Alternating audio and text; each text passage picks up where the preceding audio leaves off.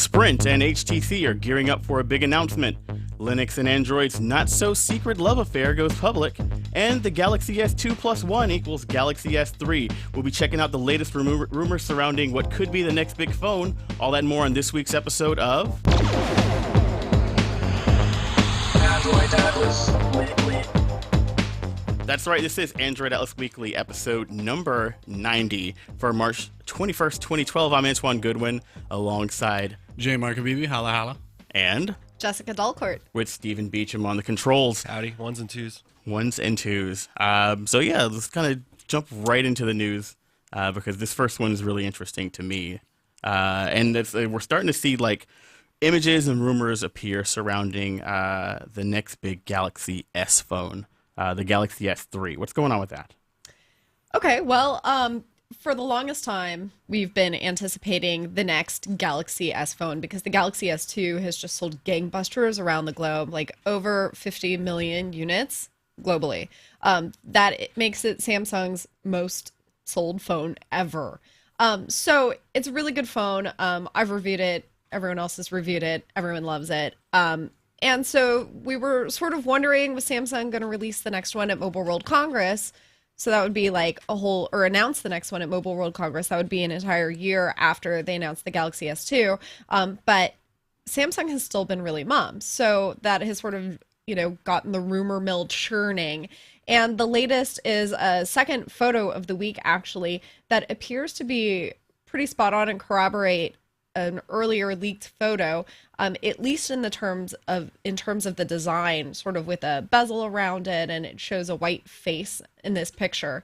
There are differences between this picture and the one that Scott Webster wrote about that was posted on Reddit.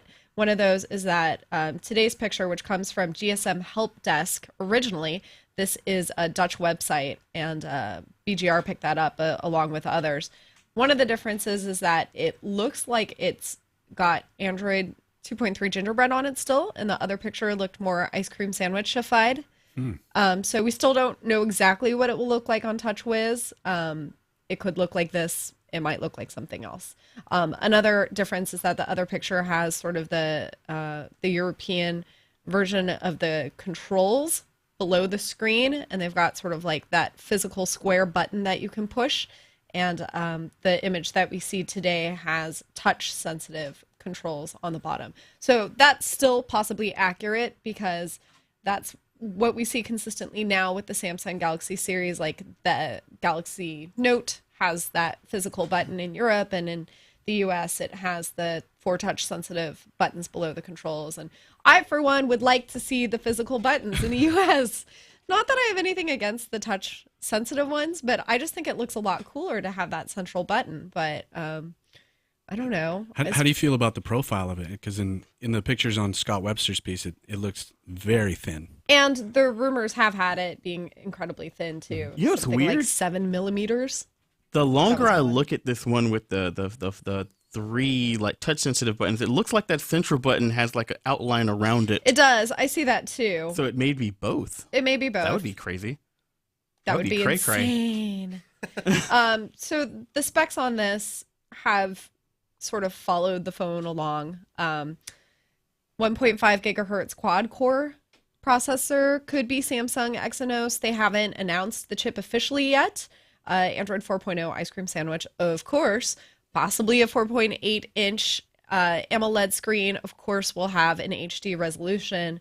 Support for LTE in some markets, maybe.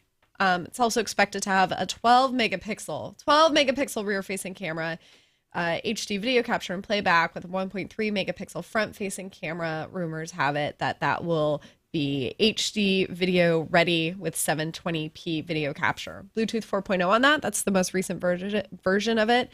And Brian Bennett goes nuts over Bluetooth 4.0 and One Touch pairing, and also NFC support. So, internet chatter is suggesting that May 27th in London could be a Samsung Unpacked press conference. In the meantime, the rumors are just stacking up. Now, what about wireless charging? Because we've seen a few pieces, circling the web about rumors that this is going to have wireless charging up to 2 meters away. That would be awesome. 2 It meters just away. sounds very sci-fi though. 2 meters. It's like 6 feet. Right. To like people who use real units of measurement, and it's just like a Ouch. long distance. Offensive. I know. Somebody is so Amerocentric. Well, no, I mean I'm a huge fan of the metric system, but I mean a lot of people. I mean I think in the imperial system, but yeah, it's like a long distance to be sending energy. It doesn't seem like, I don't know. It just seems very G.I. Joe science fiction-y. Well, I mean, Bluetooth, what's the Bluetooth range? The Bluetooth range is, well, I guess 2 feet? It's, Bluetooth? I don't know. no, Bluetooth. What is it? Bluetooth is like 20 Maybe or- like 20, 30 feet. Like Is you it could be in 20 another feet? room. Oh, yeah. if you that's have true. line of sight, Yeah. and if you're not doing anything but maintaining a connection, Right. you can get about 20 or 30 feet with Bluetooth. This just seems a little different to me, Bluetooth though, because 4.0. it's power that's being transmitted. I mean, I feel like if you walk within that 6-foot field of energy transfer right there, some kind of mutation has to happen to your body, right? Well, I think you're already walking through that much radio energy at any given time, just being at CNET. So I mean, that Just kind of being- energy is coming out of like the dozens of wireless routers and laptops and cell phones that are floating around. If you could measure the energy, it'd be a lot. But I I mean, worry being about my able health some days. damn, who wants to live forever? Just being in this room, we're surrounded by all this frequency. And I'm secretly Wi-Fi. hoping to develop superpowers at some point. Yes. Not so secretly, I guess. Since I just shouted that out. Well, you've all made me feel worse. Thank you. don't feel safe in here. I was actually trying to scare you. Awesome. Didn't work though. Jaymar Cabebe's fearless. I am. But yeah, it looks like an interesting phone. Big screen, thin profile. It seems to be what the people want. I think it's going to be a fantastic phone. Yeah. It's pretty much the phone that anyone would design if they could design it. The right? Galaxy S2 was kind of a big, let's get all this excitement built around Android kind of phone. It was a, I guess I don't know what the word I'm looking for is, but one of those points where it's just like, oh yeah, the Galaxy S2, that's something I know, that regular people knew what the Galaxy S2 was, and it attracted a lot of attention to Android. The Galaxy S3 could possibly be something. Yeah, and it would be really easy for it to ride on the success of the Galaxy S2. I mean, it will definitely be Samsung's flagship phone, but it was no mistake. I mean, Samsung threw a lot of marketing money behind it. It made it global. There are 4 versions of this phone in the US on 3 carriers. So, I mean, that's not a mistake. They've tried Right. to make it ubiquitous. I They understand. are gunning for the iPhone. Like the I guess the marketing student in me is like, yeah, the fact they're sticking with Galaxy as like a name, whatever, Galaxy Nexus, Galaxy S, Galaxy blah blah blah, that keeps things in people's mind. Repetition is what helps people remember, and Right, it's a product family, and HTC is doing the same with its HTC One family of phones. Which And it brings just- I just gave you the perfect segue. Come on. You did. You did. Good segue. So let's kind of jump into that. Sprint and HTC have, I guess, started sending out invitations to an event they're hosting on April 4th. now, does anyone we know have one of these invitations? Yes. Who do we know? Who do we know? I don't know. Do you know anyone? Jesse? You know anybody? Ooh, it's What? me. Is it? Yeah. See, I mean, CNET. A bunch of us got invitations to this. Brian Bennett in New York will be presiding at that event. Basically, Sprint sometimes does these secret events in New York. They did one with Kyocera, and it turned out to be the Kyocera Echo, and it was this big production with David Blaine and like a cube or something suspended over New York. This might be a little bit more toned down. So we did talk about the HTC One family of phones that was announced at Mobile World Congress. This comprises 3 phones. There's the higher end HTC One X that sort of has all of the features, the juiced up features that you would want. Then there's the HTC One S, which is also a pretty good looking phone, and that's going to be for T-Mobile. The One X is already assigned to AT&T, which doesn't mean that it couldn't come to Sprint, and that's what probably everyone would want. But I also have this alternate theory that it could be the HTC One V, which is the most entry level. And there was a rumor yesterday that surfaced yesterday that that phone might come to Virgin Mobile. And guess who owns Virgin Mobile? Who? Sprint. Sprint. So Sprint has Boost Mobile and Virgin Mobile, and there is a possibility. I mean, Sprint runs them. I don't know if they've really like run a lot of their own events, but they could be. So, I mean, I feel like it could go either way. Hopefully, this is an HTC One phone. It would be great if it were the One X. But And the X is the big one, right? the That's one X is sort of like the top of the Zenith. line. Okay. Yeah. Just in terms of features, it's a larger phone. So the slightly toned down 1S for T-Mobile is still going to be a really good phone. Let's see. One of the overall features. So these are all ice cream sandwich phones. They all have, well, actually, that's not true. Well, they all have an image processing chip that basically promises zero shutter lag. And I tested it out in Barcelona, and it was pretty awesome.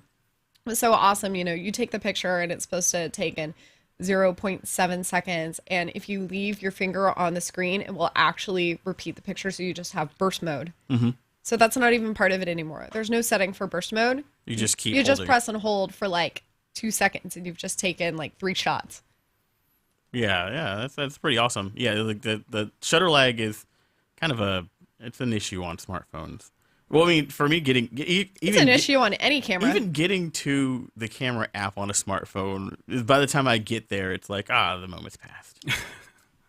So yeah, like That's why I'm a fan of the hardware. huge trigger fan of the buttons. hardware button, and any way that you can like speed up that sort of like shutter lag, and I mean also speeding up focus. Is that something that they're working on, like being able to speed up autofocus? It's kind of a Well, the picture takes really quickly. oh well, so yeah, yes. I guess so. Yes, they have done that. So I think, you know, unless there are any leaks that come our way, we're just going to have to sit and wonder for a little while and hope. Well, I mean, it's a little while. It's like April 4th. Looking forward to that. 2 weeks. Yeah, totally. But one thing Brian mentioned was that if it is the HTC One X, that it might only be dual core rather than the quad core that the rest of the globe got to see, right? Yeah, and there's a reason for that. I took a look at that at Mobile World Congress as well. The quad-core version of the HTC One X is using the NVIDIA Tegra 3 processor, which does not support LTE at this time, and that's why they are switching to a dual-core Qualcomm chip for the HTC One X for AT&T. Sprint doesn't have 4G LTE yet. It could be the first 4G LTE phone for Sprint, possibly, although one has already been announced, and that would be the Samsung Galaxy Nexus. However, it is also possible that this could be a WiMAX phone on 4G, Right. whatever it is. It's going to be good. I think it's going to be good. Do you think it's going to be good? I think so. It could be more David Blaine and the really weird Kyocera Echo dual screen. How is thing that not we good? saw. That was not I good. just realized I'm going to be in New York that week. If That it's was a David big Blaine, mistake. someone needs to call me so I can rush over there. Definitely rush over there. One thing that I would definitely rush over to. That's not a good segue at all. That was good. Go on. No. I want to see how you tie this together. Let's see. David Blaine. I am a fan of David Blaine's work. You could say I love David Blaine. What But you OS does know- he use? You know who else are secretly in love? This is the worst segue ever. Linux and Android. We've got news that let's kill that whole segue thing and just say that Linux and Android. We just got some news this week from Stephen Shanklin that basically an article that states that the newest version of the Linux kernel, version 3.3, is actually pulling code from the open source Google Android project to be, I guess, reintegrated into the Linux core. And what's interesting is that Android it's no secret, it's an offshoot of Linux. And so it, basically peeled off from the core tree. It's a, branch of Linux, and it was honed and developed for the mobile space. But now I guess the trunk, if you want to call it that, of this tree is actually pulling back from that branch. And this is kind of like, I guess what's interesting is you see this happen a lot. As Linux is developing, there are little smaller branches, smaller release clients, smaller version updates and betas that are happening all over the place, and these things split off, and some of them don't go anywhere. They're like, oh, we're going to try to do this other thing. We're going to maybe try to, develop or optimized for this sort of use case. And maybe that doesn't go anywhere, but sometimes they do go places and they become things like Ubuntu, or what is it? Damn small Linux.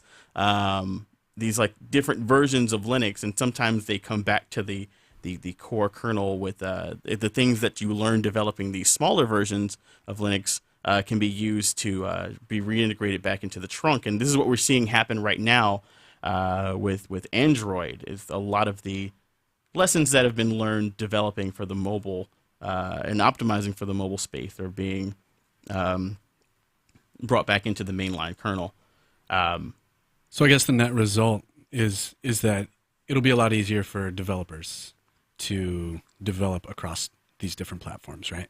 Which Right. would probably mean features would be released a little bit faster and updates would be released faster and things like that, right? Right. So there's a chance that any sort of I guess what this is kind of a reminder of is that developments that happen in the core of Linux, anything that you learn there is technically a lesson that you also learn for Android in a lot of cases, and the same thing with Android. So there's it's for me a reminder of like the sort of crosstalk between the two different ways of developing.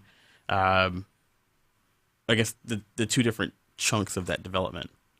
But there's also an interesting thing that Stephen talks about a boot to Android user space. He puts that in quotation marks, and basically saying that potentially an Android developer could develop in the core kernel and then output an app or something to Android.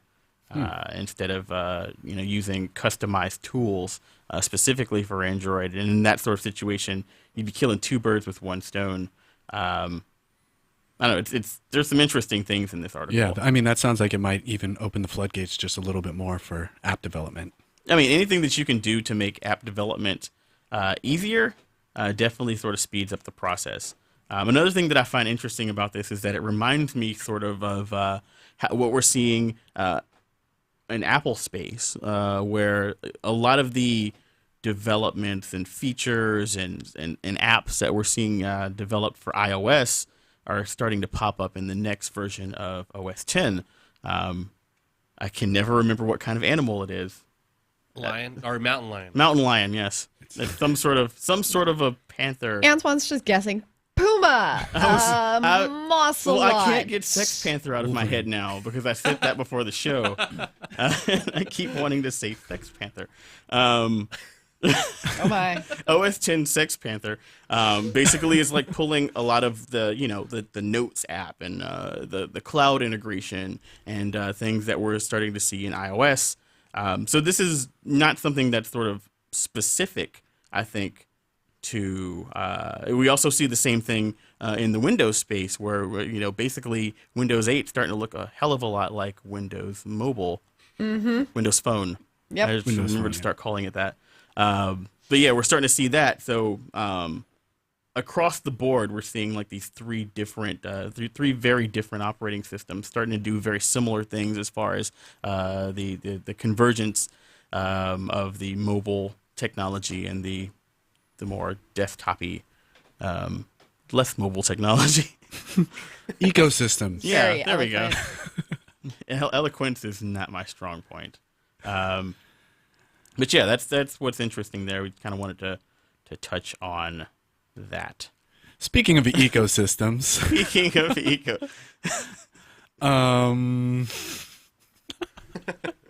Android apps are available in the Android ecosystem. they are.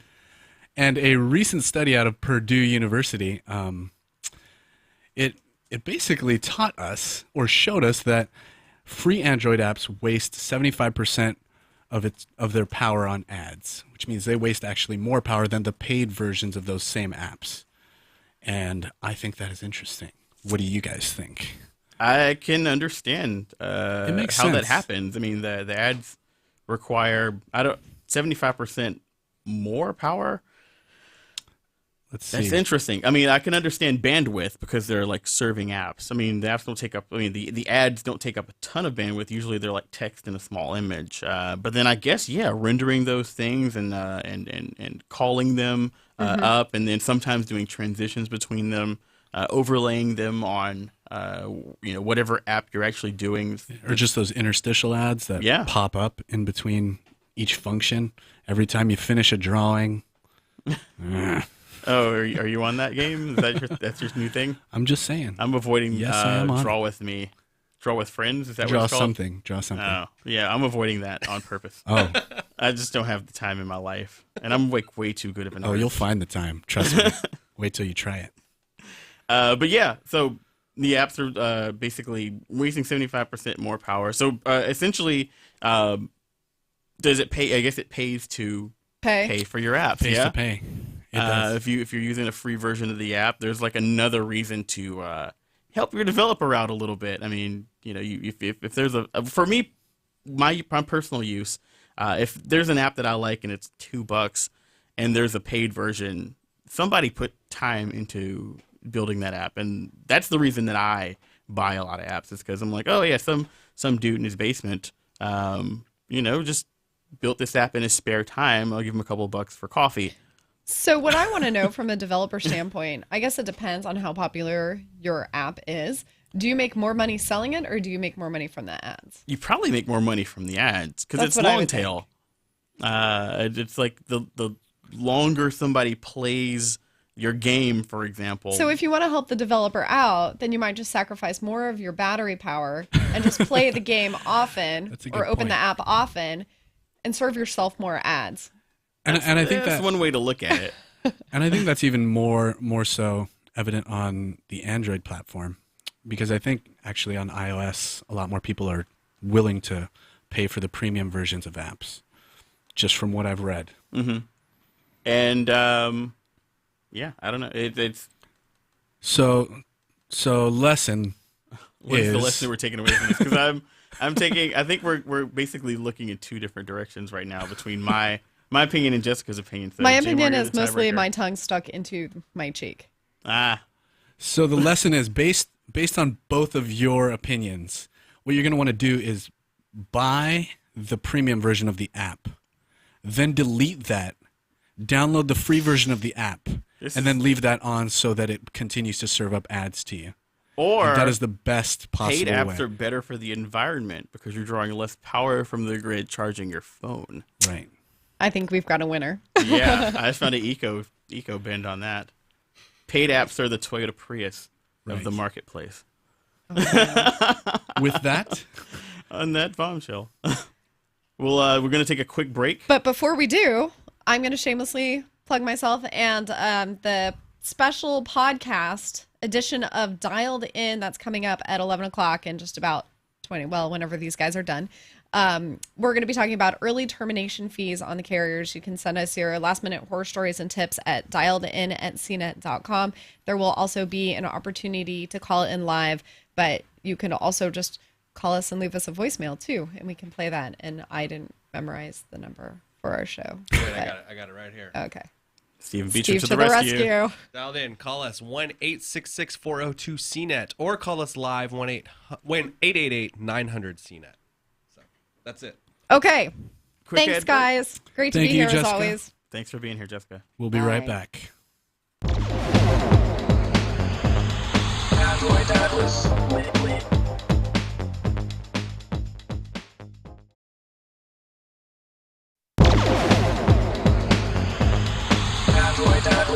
Android Atlas. That was weird. Oh, it was creepy voice underneath the Android Atlas thing there. Throw it in. All right. So, yeah, let's kind of get back into it. More HTC news here. What do you got? What do you got? Tell me what's up. Well, HTC has been making a lot of musical I have noticed. They've been steps. They got involved with Beats. right. And now it looks like HTC and Beats Audio are in talks to acquire music streaming service Mog. And so it looks like, I guess the rumor is that there's already actually been a contract signed, and they just haven't made it public yet. So for those of you who don't know, Mog is an internet radio sort of streaming service. I guess similar to Pandora, Spotify sort of thing. I think it's kind of like a Spotify. I think it's more so the Because you can choose your artist, right? right, the on-demand kind of play rather than just the radio. I'm not sure if they also have. I think they do actually have like a radio functionality, Social radio, or okay. some sort of thing where you can just hit play and junk starts coming out of it. Yeah, I mean the thing about Mog is that their catalog doesn't seem to be as big as a lot of the other options out there. Right.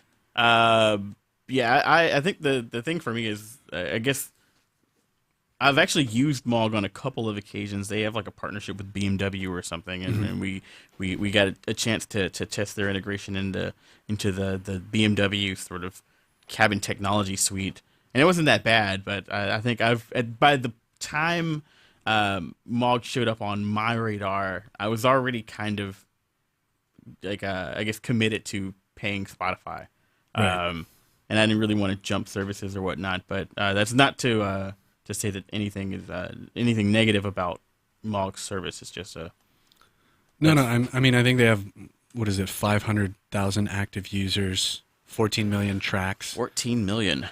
I mean, it sounds like a lot, but compared to some of the other options out there, I'm not sure exactly what Spotify has. But I do know that Spotify has somewhere around 10 million active users, and Right. they've got to be listening to something. The interesting thing here is that the standard right now, as things are now, is when you sign up for Mog, you can listen to music all you want on your desktop. But if you want to listen to it on your phone, that's when you got to start coming up. You have to basically start paying them a $10 a month subscription fee to stream or download music to your mobile phone. Now, I'm wondering if HTC's plan to acquire them means that we'll start seeing some sort of a deal where, oh yeah, you have an HTC phone, maybe you don't have to pay that premium service. Maybe your HTC phone with Beats Audio comes with a Mog service, and then they Right. find some sort of other way to monetize that, maybe with ads.